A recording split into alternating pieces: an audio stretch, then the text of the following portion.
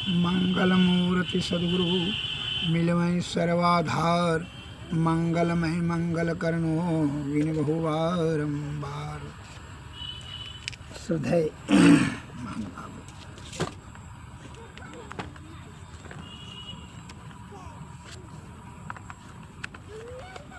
उपनिषद में यह पद आया है, सतीसु युक्ति स्वे तासु हठात नियम यन्ति ये चेतसो दीपम उत्सृज्य विचिन्न तवन्ति तमो अंजने। अर्थात इन सब सत युक्तियों के मौजूद रहने पर भी जो लोग चित्त पर हठात मतलब दुराग्रह से काबू करना चाहते हैं, वे लोग दीपक प्रकाश त्याग कर अंधकार में ढूंढते हैं, ब्रह्म को अंधकार में ढूंढते हैं, समझ लीजिए।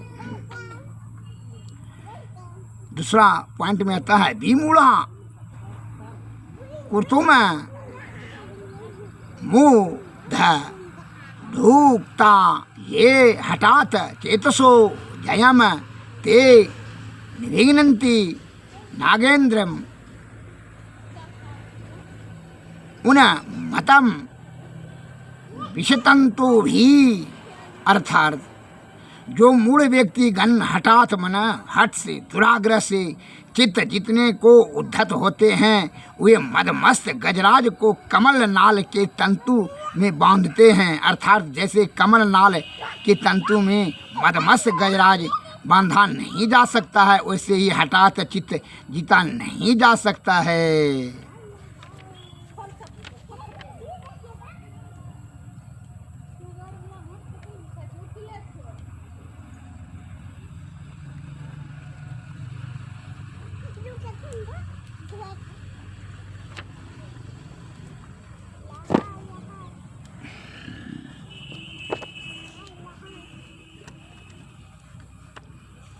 उदाहरण दृष्टांत दे करके समझाया जाएगा।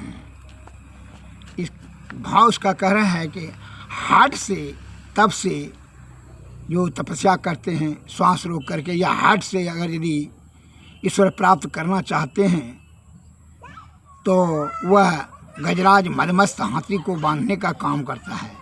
वह संपूर्ण रूपेण से जो है ब्रह्म में लय नहीं हो सकेगा, अर्थात परमात्मा की प्राप्ति नहीं हो सकेगा। उसको जो है उससे वह इंद्रियों विषय के चक्कर से वह छूट नहीं सकेगा, क्योंकि वह तो हार्ट से ब्रह्म को प्राप्ति करने का कोशिश किया, इसलिए उसका अधोगति होगा और दुर्गति भी भोगना पड़ेगा। अंधकार में कोई वस्तु को खोजा जाए हार्ट से तो मिला नहीं तो दूसरे चीज़ से ठोकर लगेगा, गिर जाएगा, और प्रकाश में खोजेगा तो फिर निश्चित मिल जाएगा।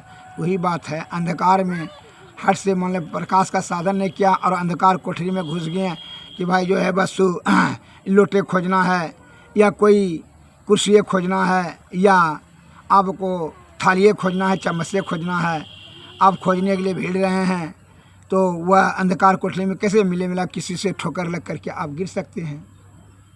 इससे आपका दुर्गति निश्चित होने की संभावना है। तो वही है, वही में कह रहा है इस पद में।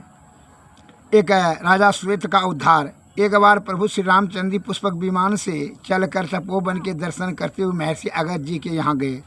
महर्षि अगस्त्य जी ने बड़ा स्वागत किया। अंत में अगस्त्य जी ने विश्वकर्मा का बनाया हुआ एक दिव्य आभूषण भी उन्हें देने लगे। इस पर भगवान श्री कृष्ण ने आपत्ति किया और कहा, ब्राह्मण से लेना उचित नहीं है, अच्छी बात नहीं है। क्षत्रिय भला जानबूझकर ब्राह्मण की दिया हुआ दान क्यों ले। फिर अगस्त्य जी ने अत्यंत आग्रह करने पर उन्होंने उसे ले लिया और पूछा कि यह आभूषण उन्हें कैसे मिला था। अगस्त्य जी ने कहा, रघुनंदन, पहले त्रेता युग में एक बहुत विशाल वन था, परंतु उसमें पशु पक्षी नहीं रहते थे।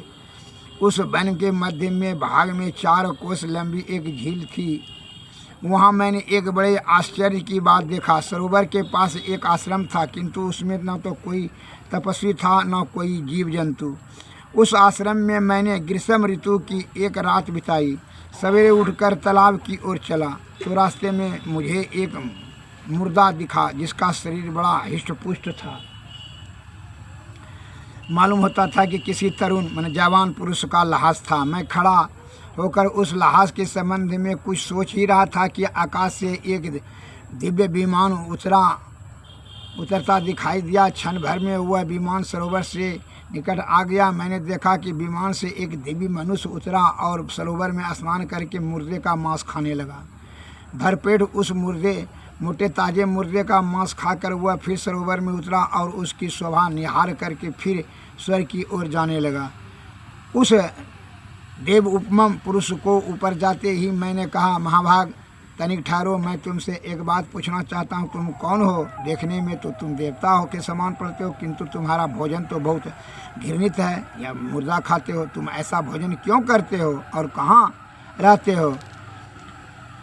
हे रघुनंदन, मेरी बात सुन करके उसने हाथ जोड़ के कहा, विप्रवर, मैं विदर्भ देश का राजा था।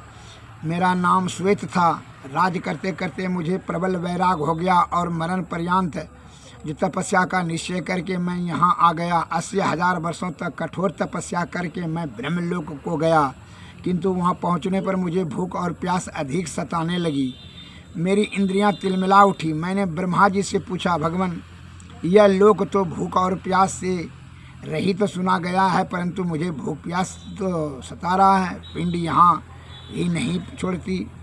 यह मेरे किस कर्म का फल है तथा मेरा आहार क्या होगा? इस पर ब्रह्मा जी ने बड़ी सोच करके कहा कि पृथ्वी पर दान किए बिना यहाँ कोई वस्तु खाने को नहीं मिलती। तुमने तो भिखमंगे को कभी दान तक भी नहीं दिया, इसलिए यहाँ भी तुम्हें भूख प्यास का कष्ट भोगना पड़ेगा। राजेंद्र, भांति भांति के आहारों से जिसको तुमने भली भांति पुष्ट किया था, वह तुम्हारा उत्तम शरीर पड़ा हुआ है। तुम उसी का मांस खाओ, उसी से तुम्हारी तृप्ति होगी। वह तुम्हारा शरीर अक्षय बना दिया गया है, उसे प्रतिदिन तुम खा कर ही तृप्त रह सकोगे। इस प्रकार अपने ही शरीर का मांस खाते खाते जब 100 वर्ष पूरे हो जाएंगे, तब तुम्हें महर्षि अगस्त्य जी के दर्शन होंगे। इस उनकी कृपा से तुम संकट से छूट जा सकोगे। वे इंद्र सहित संपूर्ण देवता तथा असुरों का भी उद्धार करने में समर्थ है। फिर यह कौन सी बड़ी बात है? विप्रवर, ब्रह्मा जी का यह कथन सुनकर मैंने यहाँ घृणित कार्य आरंभ किया। यह सब कभी नष्ट नहीं होता है, साथ ही मेरी तृप्ति भी इसी के खाने से होती है। न जाने कब उन महाभागवत के दर्शन होंगे जब इससे छूटेगा, पिंड से छूटेगा। अब तो ब्राह्मण 100 वर्ष भी पूरे हो गए हैं। रघुनंदन, राजा श्वेत का यह कथन सुनकर तथा उनके घृणित आहार को देख करके मैंने कहा, अच्छा, तो तुम्हारे सौभाग्य में मैं अगस्त्य ही आ गया हूँ। अब निस्संदेह तुम्हारा उद्धार करूँगा। इतना सुनते हुआ दंड की भांति मेरे पैर चरणों में गिर गया।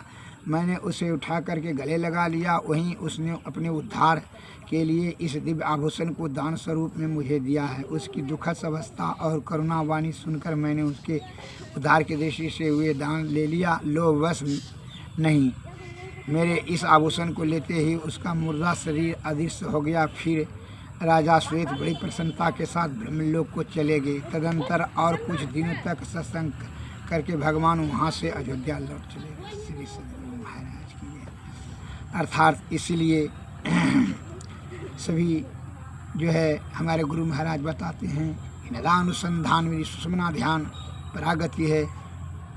उससे में क्या होता है कि सुषुम्ना ध्यान से जो अनाहत में जब जाता है यह सूरत, तो अनाहत में जो शब्द होती है, शब्द में जो ध्वनि होती है, ध्वनि में जो ज्योति होती है, वही ज्योति में मन, पाप, ताप, संताप, मन इंद्रियों का मालिक है। जब ये सभी लय हो जाता है, मन माया सब लय हो जाता है वही ज्योति में, जिसके फलस्वरूप यह होता है। फिर जब है उसके आगे में, तब जब जल के राख हो जाता है तो वह निर्मल हो जाता है सूरत जीवात्मा। फिर जो है सार शब्द प्राप्त होता है, जिससे कि उसको मरण जीवन के चक्कर में नहीं फंसना पड़ता है, न इंद्रियों से किसी प्रकार का कोई कनेक्शन रहता है। वह सभी संबंध उससे टूट जाता है इंद्रियों से। अतः तब आदि शब्द से निशब्द, निशब्द से परब्रह्म की प्राप्ति होती है। फिर आवागमन का झंझट उसमें नहीं पड़ना पड़ता है। श्री सद्गुरु महाराज की जय। इस प्रकार से इसलिए तब से इसलिए बोलते हैं पूजा पाठ अनर्थवत जो योगी ध्यानावास नादा अनुसंधान भी नाद ध्यान करते हैं, उनको जो है पूजा पाठ तपस्या अनर्थवत है, कोई फायदा नहीं। व्यर्थ में अपना जो है समय बर्बाद करने की उसको जरूरत नहीं है। जो नाद ध्यान बिंदु ध्यान सुषमना में करते हैं और नाद ध्यान कर रहे हैं तो उनको फिर और कुछ करने की जरूरत नहीं रह जाते हैं। इसलिए संत महात्मा लोग बताते हैं कि जीवात्मा के जो है परमात्मा की प्राप्ति करने के लिए श्री सद्गुरु के शरण में जाएं। विषय का त्याग, अध्यात्म का ज्ञान, सद्गुरु की संगति और साधु की संगति, आध्यात्मिक ज्ञान, सद्गुरु की चरणों की सेवा से, युक्ति से, कि उनकी कृपा से, युक्ति से, भक्ति से मुक्ति। श्री सद्गुरु महाराज की जय। इसलिए कहा जाता है, संत महात्मा लोग कहते हैं, जा दिन संत पहुने आवत, तीरथ कोटि अनाहन करे फल, दर्शन ते ही पावत, नेह नयो दिन दिन प्रति उनको चरण कमल चितलावत।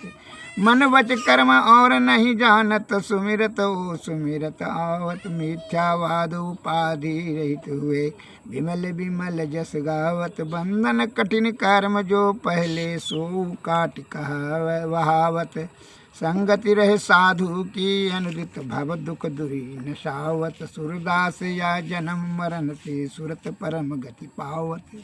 श्री सद्गुरु महाराज।